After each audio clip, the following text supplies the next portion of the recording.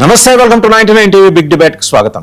వైభోగాపురమా వైభోగాపురం, ఈ ప్రశ్న and claims credits చాలా వచ్చేస్తున్నాయి. ఇది మేమంటే మేము సాధించామని. అప్పుడెప్పుడో ముఖ్యమంత్రిగా చంద్రబాబు నాయుడు గారు ఉన్నప్పుడు 2019లో స్థాపించిన ఆ శిలాఫలకం, అక్కడ ఏర్పాటు చేసిన శిలాఫలకం అలా తుప్పల్లో ఉందని చెప్పేసి వైఎస్ఆర్ కాంగ్రెస్ పార్టీ ఫోటోలు తీసి మరీ నానా హంగామా చేస్తుంది. ఈ క్రెడిట్ అంతా మాదే, జగన్మోహన్ రెడ్డి గారే తీసుకొచ్చారని చెప్పేసి. బట్ వాస్తవంగా మనం కనుక చూస్తే ఈ డెవలప్మెంట్ అనేది దేనికి ఫ్యాక్ట్స్ మాట్లాడుకుంటే ఈ 2-3 ఏళ్లలో జరిగిన ప్రోగ్రెస్ని, ఓకే క్రెడిట్స్ క్లెయిమ్స్ పక్కన పెట్టండి, ఈ 2-3 ఏళ్లలో జరిగిన ప్రోగ్రెస్ అండ్ ఒక అద్భుతంగా ఎగిరే డాల్ఫిన్ మోడల్లో దాన్ని ఆకృతిని తీసుకురావటం and world class airport credit నిజంగా జిఎంఆర్కి వెళ్ళాలంటారు. ఎవరు? ఏబి వెంకటేశ్వర గారు, మాజీ ఇంటెలిజెన్స్ చీఫ్. ఎవరిది కాదు క్రెడిట్, ఇంత అద్భుతమైన నిర్మాణం చేపట్టిన జిఎంఆర్. ఈ అంశానికి సంబంధించి బిగ్ డిబేట్లు, ఎందుకంటే ఈరోజు ప్రధానమంత్రి ఎయిర్పోర్ట్ను ప్రారంభిస్తున్నారు. 15వ తేదీ తర్వాత 17 నుంచి అనుకుంటా సింగపూర్కి నేరుగా ఫ్లైట్స్. విజయనగరం, విశాఖపట్నం, శ్రీకాకుళానికి మధ్యలో ఈ 3 జిల్లాల హెడ్ క్వార్టర్స్కి మధ్యలో ఉన్న ఎయిర్పోర్ట్ తీసుకొచ్చే శోభ అండ్ దాని ద్వారా వచ్చే ఉపాధి అవకాశాలు, వీటన్నిటిని మనం కాదల్ని. ఈ అంశానికి సంబంధించి బిగ్ డిబేట్లో మనతో పార్టిసిపేట్ చేస్తున్నారు డూండి రాకేష్ గారు, ఆర్యవైశ్య కార్పొరేషన్ చైర్మన్. రాకేష్ గారు నమస్కారం, చాలా రోజులైంది. షేక్ బాజీ గారు, కాంగ్రెస్ పార్టీ అధికార ప్రతినిధి. కృష్ణాంజనేయులు గారు, senior journalist and political analyst. అందరికీ కూడా నమస్తే. సరే, ఈ క్రెడిట్ క్లెయిమ్ చేస్తున్న ప్రభుత్వం తరఫున పాల్గొంటున్న డూండి రాకేష్ గారి ముందర మాట్లాడితే బాగుంటుంది. ఏ మాట కామాట అండి, ఇది ఈ వరల్డ్ క్లాస్ ఎయిర్పోర్ట్ ఎలాంటి నిర్వివాదాంశం మీ ప్రభుత్వం అంటే కూటమి ప్రభుత్వం సాధించిన ప్రోగ్రెస్ ఈ 2.5 ఏళ్ళలో ఏదైనా ఉంది అంటే ముందుగా చెప్పుకోవాల్సింది. మిగిలిన వాటి మీద పరస్పర భిన్నాభిప్రాయాలున్నా ఇది విజిబుల్గా మనకి కనిపిస్తుంది. బట్ సరే, కాంపెన్సేషన్ ఇలాంటి అంశాలన్నీ కూడా తెర మీదకి వస్తాయి. వాట్ ఈజ్ యువర్ సే అండి రాకేష్ గారు? సార్, అందరికి గుడ్ మార్నింగ్ అండి. అందరికీ నమస్కారం. డిబేట్ పాల్గొన్న పెద్దలకి 99 టీవీ ప్రేక్షకులందరికీ కూడా నమస్కారం. నేనేమంటానంటే సార్, ఒక పెద్ద ప్రాజెక్ట్ తేవటానికి అనేక సార్లు కృషి చేయాల్సి ఉంటుంది, అనేక పనులు చేయాల్సి ఉంటుంది, చాలా కష్టపడాల్సి ఉంటుంది. 1కి 10 సార్లు ఈ ఎయిర్పోర్ట్ తేవటం కోసం చంద్రబాబు నాయుడు గారు, కూటమి ప్రభుత్వం కష్టపడ్డ విషయం యథార్థం.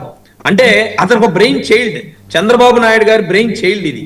దీన్ని అశోక్ గజపతిరాజు గారు సెంట్రల్ మినిస్టర్ గా ఉన్నప్పుడు ఆనాటి అశోక్ గజపతిరాజు గారు చెప్తే బెంగళూరులోనో చెన్నైలోనో జరిగిన ఏవియేషన్ మీటింగ్ లో దీన్ని అనౌన్స్ చేయడం జరిగింది.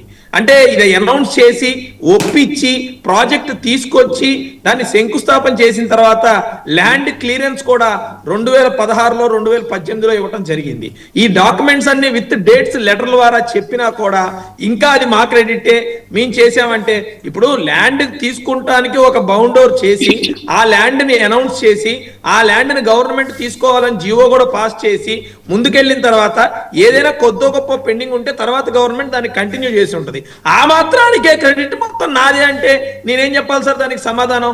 ప్రతిదీ కూడా కంప్లీట్ అయిపోయి ప్రాజెక్టుకి ఎలా ఉండాలి, ఎన్ని ఎకరాల్లో పెట్టాలి, ప్రాజెక్టు ఒప్పించి తీసుకురావడం దగ్గర నుంచి బడ్జెట్ అలొకేషన్ చేయడం దగ్గర నుంచి ఆనాటి కేంద్ర మంత్రిగా ఉన్న అశోక్ గజపతిరాజు గారి దగ్గర నుంచి ఈనాటి కేంద్ర మంత్రిగా ఉన్న మా రామ్మోహన్ నాయుడు అన్న వారికి కూడా ఆ ప్రాజెక్టు కోసం నిరంతరం కష్టపడి నిరంతరం రివ్యూ చేసి చంద్రబాబు నాయుడు గారు కానీ, పవన్ కళ్యాణ్ గారు కానీ, లోకేష్ గారు కానీ ఉత్తరాంధ్ర అధికంగా డెవలప్ అవ్వాలి.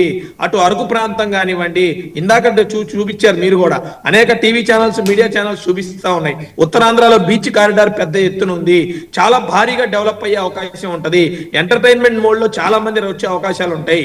సో దాన్ని ఎంతగానో ఎస్టాబ్లిష్ చేస్తే అంత ఇన్కమ్ రెవెన్యూ జనరేట్ అయ్యే అవకాశం ఉంటది. దీన్ని దయచేసి ఆలోచించి పరిగణనలోకి తీసుకోవాలంటే ఇవేవి కాకుండా ఏదో ఒక రకంగా విషం కక్కాల కాబట్టి అదే మాత్రమే వాళ్ళ మైండ్ లో ఉంది కాబట్టి విషం కక్కే ప్రయత్నం చేస్తున్నారు తప్ప ఉంటాయండి సమస్యలు లేకుండా ఎక్కడ ఉంటాయి? నేను అనే పాయింట్ అదే. 1వ తారీఖు ఓపెనింగ్ ఉంది, ఇంకా పనులు జరుగుతున్నాయి అని చెప్పి మాట్లాడుతున్నారు. నేను డిబేట్ సాక్షిగా ఒకటే అడుగుతా ఉన్నా, ఎవరైనా సరే సొంత ఇల్లు కట్టుకుంటే మొత్తం ప్రతిదీ కన్స్ట్రక్షన్ అంతా అయిపోయిన తర్వాతే గృహప్రవేశాలు చేస్తున్నారా? గృహప్రవేశం అయిన తర్వాత కూడా దాదాపు 1-2 నెలలు పనులు నడుస్తాయి. అర్థం చేసుకోవాలా, ఇంత పెద్ద ప్రాజెక్ట్ ని మనం ఓపెన్ చేస్తున్నాం అంటే ప్రపంచం మొత్తం భోగాపురంకి వెళ్ళి చూసే విధంగా ఏర్పాట్లు చేసి ఈ రోజు 13,000 మంది దింస విద్యార్థులతో ఈ రోజు ప్రధానమంత్రికి స్వాగతం పలుకున్నాం అంటే ఆంధ్ర రాష్ట్ర కల్చర్ ని, ఆంధ్ర రాష్ట్ర గొప్పతనాన్ని బయటికి చెప్పే విధంగా మీరు అన్నట్టు నెంబర్ 1 ప్రాజెక్ట్ ని రోజు ఓపెన్ చేయబోతున్నాం. అది కూడా ఏవియేషన్ మినిస్టర్ మనవాడు అయి ఉన్నాడు కాబట్టి ఈ క్రెడిట్ ని స్వాగతించాల్సింది పోయి ఏదో ఒక విధంగా బురదయ్యాలి, ఏదో ఒక విధంగా తట్టుకోలేని దాన్ని ఏమంటారంటే లోపల యాసిడిటీ ప్రాబ్లం అన్నమాట.